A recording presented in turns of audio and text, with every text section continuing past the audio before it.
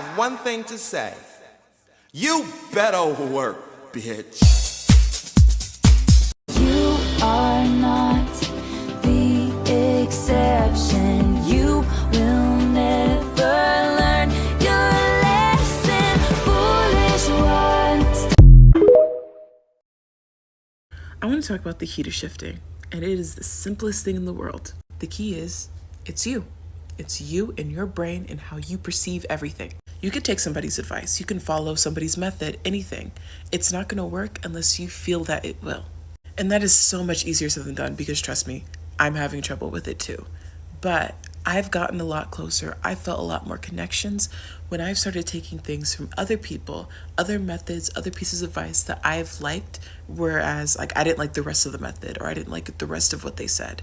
I take it and I combine it into my own thing that I feel works for me. That's what I try to do on this account, is try to make up things that work for myself and then let other people take what they want from it. Always take pieces that you like and you can discard anything else you don't. I'm even making my own method, and I'm very much willing to share that with you guys. Only if you take pieces of it that you like. Don't pressure yourself to be like every other shifter you see, even if there's a method that people are like, everyone's shifting to this method. Don't listen to that. If it doesn't work for you, that's fine. Find something that does. Make something that does.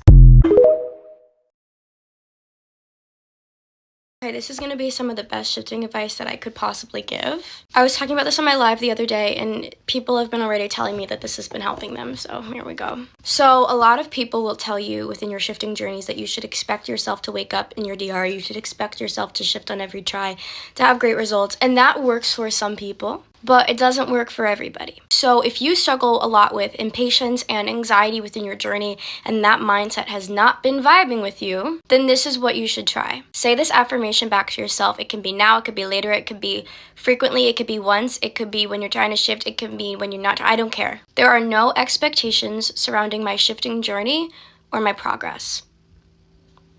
Say it.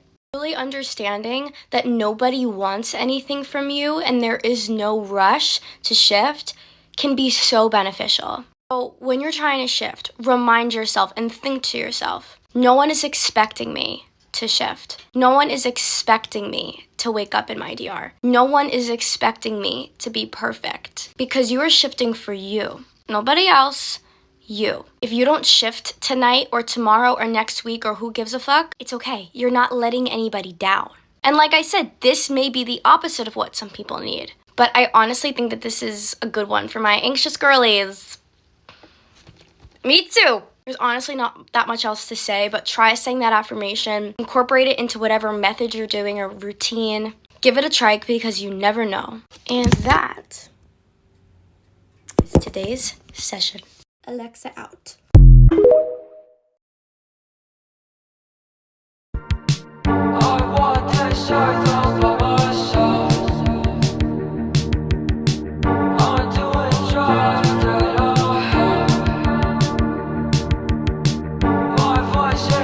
One thing I've noticed with Shift Talk is that we talk a lot about connecting to our desired realities, but we don't actually go as much into depth with it as we probably should.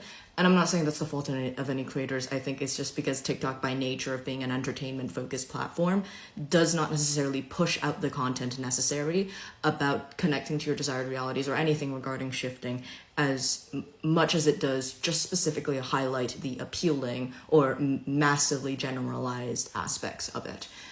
So what I mean essentially is that while doing things like answering questions about your desired reality self or looking at Pinterest boards to inspire you or remind you of your bedroom in your other reality are good ways to connect to your desired reality, they are not necessarily all that we mean when we say connecting to our desired reality.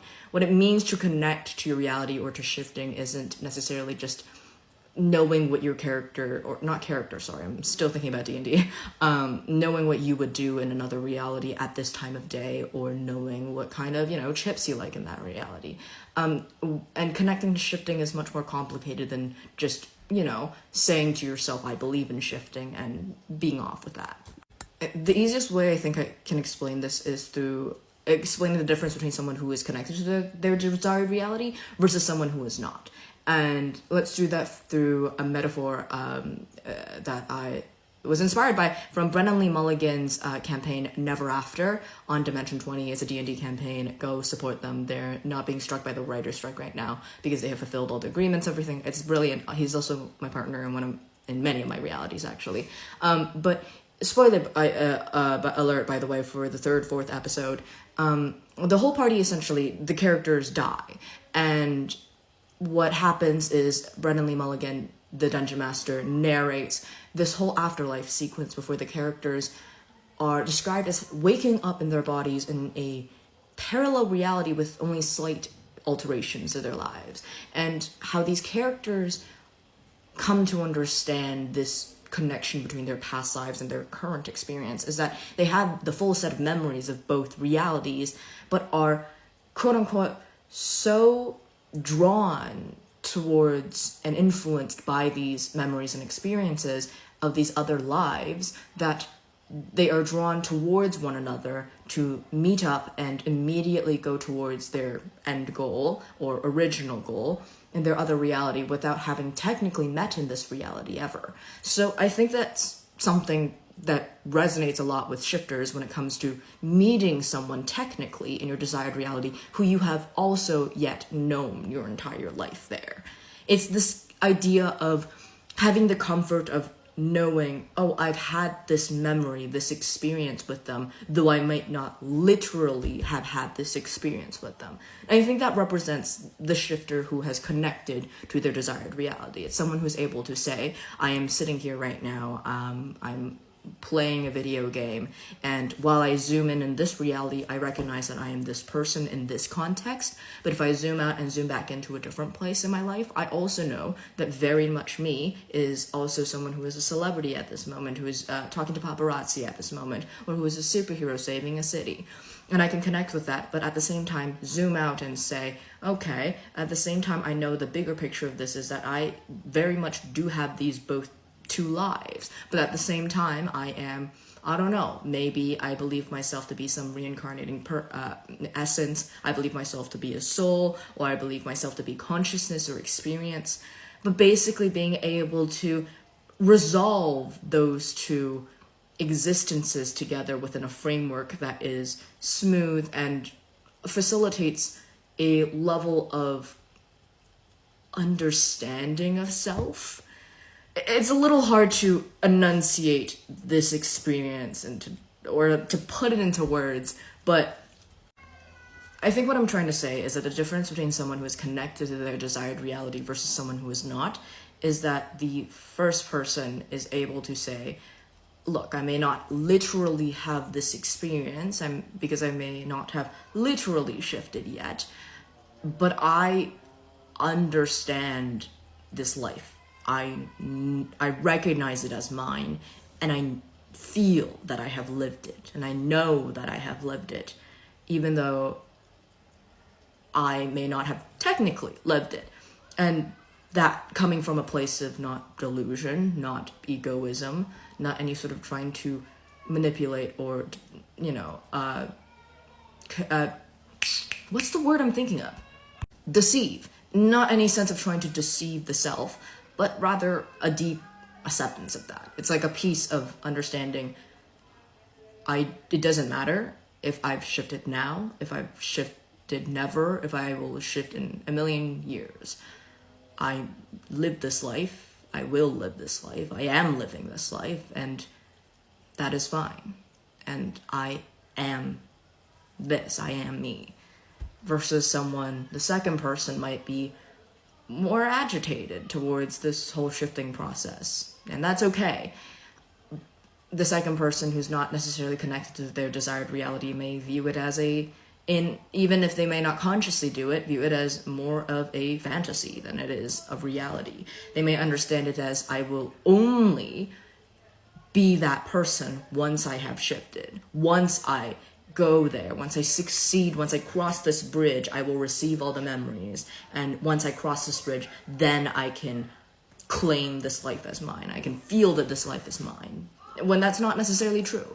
And again, the warning here is that, for some people, this journey occurs later. They shift first, and then they go through this journey of accepting that I'm connected to my desired reality, I have to accept this because now that I've shifted, I've gone through all these experiences and now I am connected and now I understand my nature. But for some of us, and chances are if you haven't shifted, probably that's one of our blockages and something we need to work on in order to shift first, because for us this is something that we need to address, something that we need to sort of resolve with our brain, because our brains are like, or consciousness or whatever you think helps you shift is like, no, I'm not gonna do that until you tell me what the fuck is going on, because I'm freaking out. Yeah. Oh yeah, terribly funny. Really witty. God, this place has gone to the dogs. Wait until my father hears that Dumbledore's got this oath teaching classes. Shut up, Malfoy.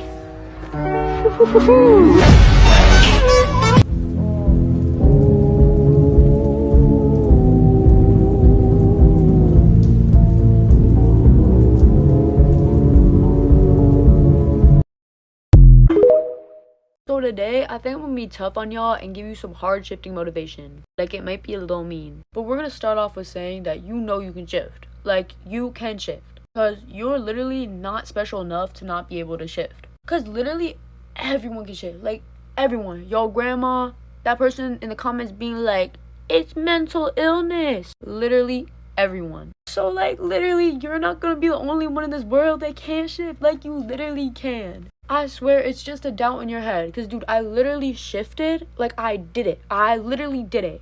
And I still doubt if I can even do it. Like, honestly, it sucks. But you know what? We're going to deal with it. We're going to move on. And then we're going to shift. Because if you're really passionate about this, if you really want to do it, you will do it. Like, I'm not even playing when I tell you this, but I have to die before I stop. Like, I will keep on trying till I'm a grandma. And I mean that. I mean that full-heartedly because this is something I'm honestly truly passionate about. But obviously, it doesn't have to be like that. Because I swear, your chances of shifting for sure go up if you actually try to do it. It may be like once a week, once a month, once a year. Who cares? As long as you're trying at least once in a while, you're doing good. Anyway, sorry if I was a little mean or tough. You know, I'm a little sleep deprived. I'm about to go to bed soon. But yes, I believe in y'all. Heart to heart, heart to heart.